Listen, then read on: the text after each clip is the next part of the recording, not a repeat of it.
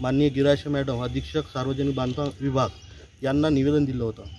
त्यांनी आम्हाला जवळपास 6 ते 7 दिवसात ह्या रोडचा विषय मार्गी लावून असं आम्हाला लेखी आश्वासन दिलं होतं।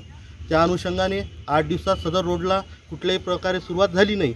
जेव्हा सुरुवात झाली नाही तेव्हा आम्ही सर्व गावकऱ्यांनी, सरपंच, उपसरपंच गावचे, त्याचप्रमाणे गावातील सर्व नागरिक यांच्या समवेत आज पुन्हा आम्ही मॅडमला 26 तारखेपासून आमरण उपोषणाला बसण्यासंदर्भात निवेदन द्यायला आलो। जर 26 जानेवारी 2024 पूर्वी जर हा रोड झाला नाही तर आम्ही प्रजासत्ताक दिनी ज्या प्रजेच्या हाती पूर्ण देशाचे सूत्र आहे अशा प्रजेचे जर असे हाल होत असेल, त्या रोडनी आज 1-1 फूट 2-2 फूट खड्डे झालेले आहे, पायीसुद्धा व्यक्तींना चालता येत नाही, अनेक अपघात होत आहे। आणखी हे डिपार्टमेंट विभाग, बांधकाम विभाग किती अपघाताची वाट पाहत आहे। अनेक घरातला करता पुरुष तिथून अपघातात मृत्युमुखी पडलेला आहे। अशी अवस्था त्या रोडची झालेली आहे। त्या रोडने जवळपास 15 ते 20 गावाचे बाजारपेठचे गाव असून 15 ते 20 गावांचे लोक दळणवळण करतात। त्याचप्रमाणे तीर्थक्षेत्र ब मध्ये गाव आहे, 11.5 ज्योतिर्लिंगाचं शिव मोठं मंदिर आहे। असं असताना सुद्धा आमचा नागरिकांवर हा अन्याय होत आहे। या अन्यायाच्या विरोधात